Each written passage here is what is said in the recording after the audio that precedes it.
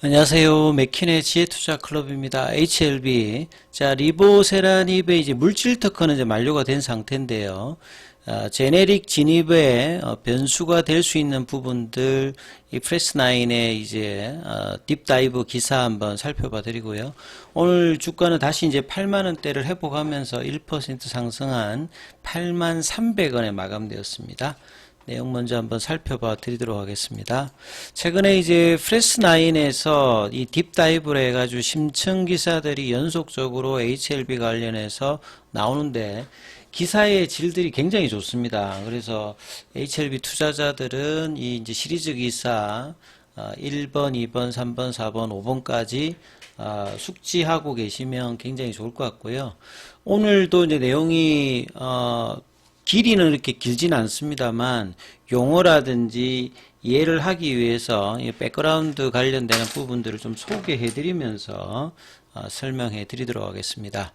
자, 리보세라닙의 물질 특허는 만료가 되었는데 이 물질 특허가 만료가 되면 이제 제네릭 진입을 할 수가 있잖아요. 이런 부분들 특히나 제약산업 같은 경우에는 의도적으로 이제 개발 과정에서 시간도 많이 걸리고 자금도 많이 들어가기 때문에 성공하게 되면 이제 특허 관련되는 부분으로 이제 다른 어떤 진입을 일정 기간 막아주기 때문에 그 기간 동안에 이제 돈을 잘 벌 수 있는 이런 어떤 산업적인 특수성을 가지고 있죠. 그래서 일정 기간이 지나서 이제 만료가 되면 이제 다른 회사들도 제네릭을 만들어서 진입할 수 있게끔 되어 있는 구조다, 이렇게 좀 보시면 되겠죠.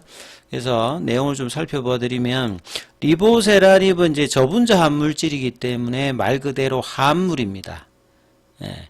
그래서 함물 발명에 대한 물질 특허가 만료된 상태여서 보통 이제 특허가 만료되면 제네릭 의약품이 나올 수 있는 어떤 상황이거든요. 그런데 HLB는 후속 특허 등록을 위해서 후발주자의 시장 진입을 막겠다는 방침이다. 자, 물질 특허, 보통 이제 특허를 먼저 좀 설명을 좀 해드리면 특허의 종류가 하나가 있는 게 여러 가지가 있습니다. 앞서 이제 나왔던 물질 특허가 있죠. 물질은 이제 그 약이라고 치면 가장 주요한 이제 성분이라고 보시면 돼요. 가장 기본적인 어떤 특허가 이제 물질 특허거든요. 예.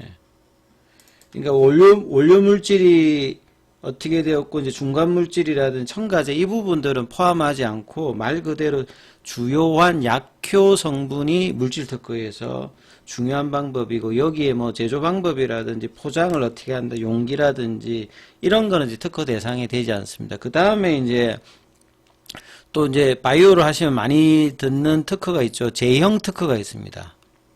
그러니까 물질 특허가 만료되어도 제형 특허로서 이제 특허를 연장하는 경우가 많죠. 그러니까 이 부분들은 오리지널사들이 방어를 하기 위해서 많이 씁니다. 최근에 이제 머크 같은 경우에는 이제 키트루다 같은 경우를 이제 SG 제형으로 바꾸어서 바이오시밀러의 어떤 진입에 이제 방어책을 쓰고 있고, 그래서 이제 알테오젠이 올라가는 거거든요. 제형 특허라는 말 그대로 이제 투여를 어떻게 하느냐, 이제 뭐 경구용도 있고 주사로 하는 것도 있고 이제 뭐 바르는 형태도 있고 여러 가지가 있지 않습니까? 몸에 들어가는 투여하는 형태에서 이제 특허가 제형 특허, 그 다음에 이제 또 조성물 특허도 있습니다. 그러니까 조성물 특허는 물질 특허하고 좀 같이 좀 보시면 되는데요. 주성분만 가지고 약을 만드는 게 아니라 약은 이제 기본적으로 몸 안에 이제 들어가서 흡수가 되어야 되잖아요. 그래서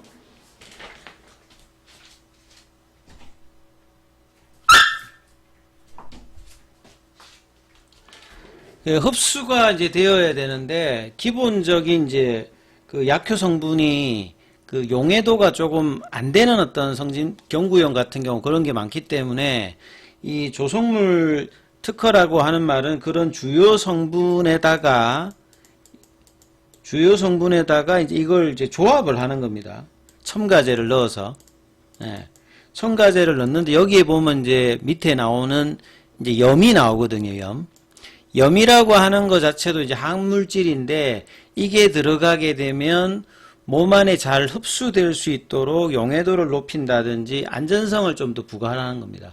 요거는 이제 저분자 함물질에도 사용되고 그 다음에 바이오 의약품에도 이제 이런 그 부영제라고 하죠. 셀트리온 투자자들은 한 번씩 기사를 보게 되면 이런 부영제에 이제 그 잘 녹기 위해서 이제 부영제를 넣는데 이게 이제 부작용에 영향이 있어서 이걸 뭐 뺐다 뭐 이런 이야기 하듯이 이런 이제 조성물 관련되는 특허도 있고요.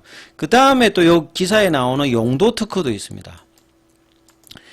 약이라고 하는 게 이제 처음에 만들었던 용도가 있는데 이제 임상을 이제 진행하다 보니까 또 다른 차원으로 이제 약을 쓸 때가 있겠죠. 그러면 이제 이 용도 관련되는 부분들의 뭐 용법이라 용량이라든지 이런 부분들이 특허가 되는데 이제 여기 기사에서는 이제 물질 특허와 조성물 특허와 용도 특허 관련되는 이 세 가지 내용들이 이제 기사에 있기 때문에 이 특허가 요렇게 있고, 그래서 물질 특허가 끝났다고 해가지고 바로 제네릭을 쓰는 게 아니라 나머지 이제 뭐 제형 특허라든지 조성물 특허라든지 용도 특허에 걸리면 그 제네릭 진입이 안 된다는 거죠.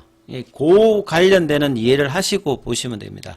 그리고 이제 2002년도면 이제 초기 단계죠. 그러니까 그 폴첸 그 연구원이 이제 이거 만들었을 때, 그러니까 이 물질 특허가 이제 중국에서 첫 번째 출원이라고 해요. 그러니까 등록이 되기 전에 일단 이제 내는 거를 이제 출원이라고 합니다.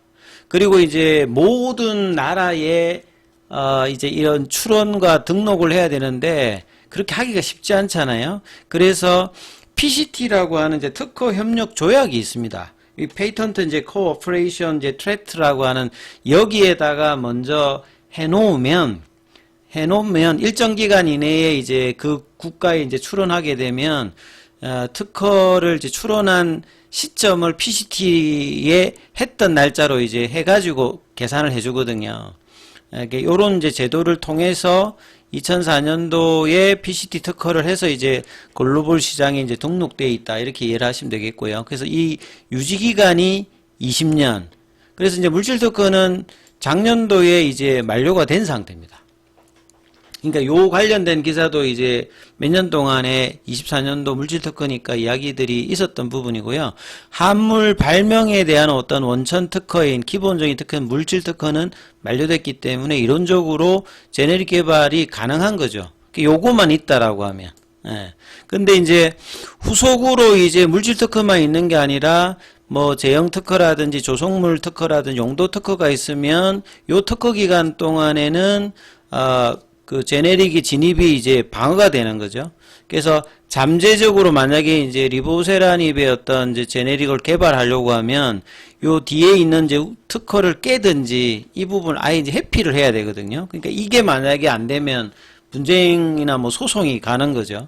그래서 HLB 황소제약은 리보세라닙의 앞서 말씀드렸듯이 성분 배합, 그러니까 물질 특허 말고 주성분하고 이제 염을 섞어서 하는 이제 조성물 관련되는 부분의 특허는 2029년도에 있단 말이에요.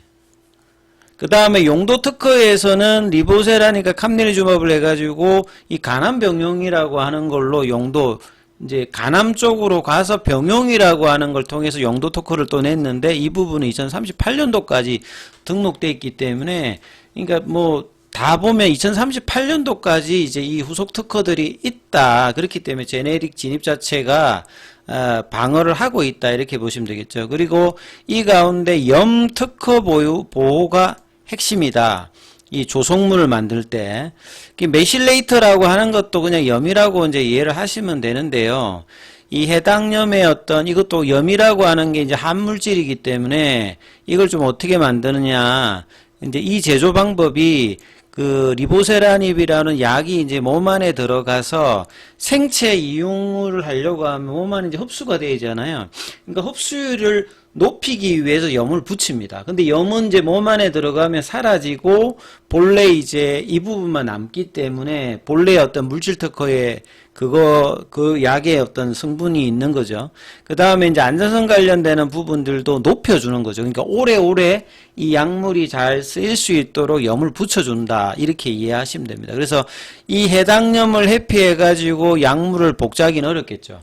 그러니까 이 염의 조성을 통해서 그 생체 이용률과 안정성이 높아져 있는 상태이기 때문에 염 조성물의 특허가 2029년도다 이 말이죠. 그렇다고 이제 아예 이제 강행이 불가능한 건 아니다. 그러니까 이걸 뭐 피해 간다든지 소송을 이제 뭐 하는 경우가 있거든요. 그러면 뭐 승소를 해야 되고, 그 다음에 이제 염을 만약에 뭐 변경을 해서 만약에 이제 개발을 한다라고 하면 요게 이제 개량 신약 형태가 되는데, 그러면 이제 FDA 트랙으로는 505B2 트랙을 해야 되는데, 요것도 이제 허가 과정에서 비용 부담이 좀 있는 상태다. 그래서 결국 이제 여기서 이제 주장하는 것은 물질 특허는 만료되었습니다만 이 조성물 특허라든지 용도 특허가 이제 기간이 뭐 최장 2038년도까지 되어 있으니까 이 부분에 대한 어떤 부분들은 쉽지 않다. 그래서 이제 방어를 어느 정도 이제 해놨다라고 보시면 되겠습니다. 그리고 염을 회피해서 리보세랍 제네릭 개발에 성공했다 하더라도 또 용도 특허가 가로막고 있댔잖아요. 여기 2038년도까지 있기 때문에. 그리고 제네릭을 개발하려고 하는 회사들 같은 경우에는 리보세라님의 임상 데이터는 사용할 수 없습니다. 예.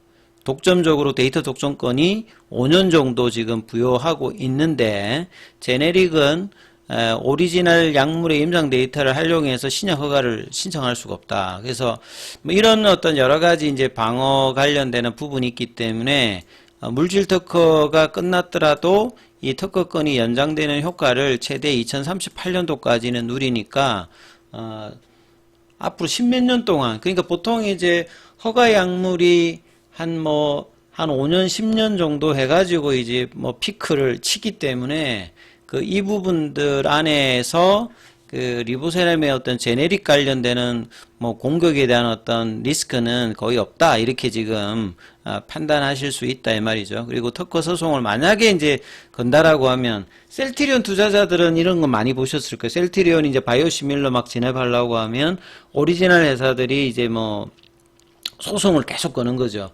그런데 이제 진입을 하려고 하면 오리지널사하고 이제 돈을 줘야 됩니다. 그럼 로열티를 준다든지 이렇게 해가지고 기간을 단축시켜 주거든요. 그게 만약에 이제 정말 이제 그 제네릭을 하고 싶은 어떤 회사들이 나오게 되면 이런 어떤 특허 소송을 통해서 오히려 이제 HLB 같은 경우에는 돈을 더 벌 수 있는 어떤 그런 옵션까지도 향후에 생길 수 있다, 이렇게 좀 보시면 되겠죠.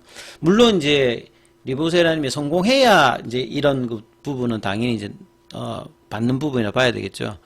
그리고 이제 중국에서도 리보세라의 물질 특허는 만료되었음에도 중국에서는 지금 상용화가 되고 있는데도 보면 제네릭 도전이 없는 이유도 이렇다라고 보시면 되겠죠. 작년도에 리보세라닙의 매출이 6천억 대잖아요. 그러니까 누적으로 보게 되면 2조를 넘게 지금 팔리고 있는 약물이다. 그래서 리보세라님의 어떤 시장 규모, 장애물, 경쟁 약물과 역학성, 이런 어떤 전략적 요인들이 제네릭 개발을 결정하는 셈인데, 반대로 미국에서 리보세라닙이 1조 이상의 매출을 만들어내는 블록버스터에 이제 등극하면 제네릭 도전 가능성이 열려 있고, 만약에 이제 제네릭까지 열려 있으면 오히려 로열티를 받을 수 있는 옵션까지도 뭐 열릴 수 있다. 그리고 회사가 추정하는 2027년도 피크 매출이라고 한 2028년도, 2029년도에는 블록버스터의 어떤 기대감이 뭐 있는 부분이다, 이렇게 보시면 되겠죠.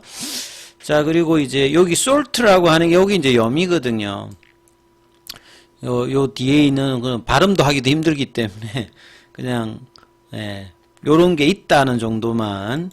저도 이제 문과기 때문에 이런 과학적인 부분, 화학 이런 거 굉장히 싫어하는데요. 제약바이오를 하면 어느 정도는 좀 알고는 계셔야 되기 때문에 조금 문과적인 어떤 흐름에서만 설명을 좀 해드렸습니다. 제가 또 약사도 의사도 아니기 때문에 설명하는 내용이 좀 틀릴 수도 있어요. 근데 뭐 상식적으로 그냥 투자자들은 이해하면 되기 때문에 이 정도 이해하시면 될 것 같습니다. 그 다음에 이제 오늘 항서제약 같은 경우에는 0.95%. 최근에 이제 항서제약이 이렇게 빠지는 거는 다른 이유가 아니라고 했습니다. 이 홍콩 상장 관련되는 부분 불확실성이 계속 이제 홍콩 이제 상장했을 때 가격하고 그 본토에 있을 때 A주와의 어떤 이 가격 차가 본래 홍콩 시장 자체의 어떤 부분들 때문에 이런 것 때문에 최근에 계속 약세 흐름을 오늘도 좀 이어가고 있다 이렇게 좀 보시면 될 것 같고요. 그 다음에 이제 뭐 공매도 쪽에서는 오늘 거래가 5,329주 정도가 거래되었고 그 다음에 공매도 순보유 잔고는 259만 주. 그러니까 최근에 이제 공매도 잔고가 거래량이 많이 터지면 확 줄 건데요. 그래도 조금씩 좀 다시 내려가고 있죠. 한때 이제 290만 주대까지 갔다가 지금 한 30만 주 넘게 일단 줄어 있습니다. 근데 오히려 이제 주가는 올라가 있기 때문에, 요때 이제 보시게 되면, 1920억 대여서 지금 이제 순보유 잔고가 오히려 지금 2072억으로 더 늘어나 있는 상황입니다. 네. 자, 그리고 이제 대차 거래 관련되는 부분에서는 체결보다 상한이 좀 훨씬 많은 흐름이고요. 그 다음에 이제 차트 위치로 조금 한번 살펴봐 드리면,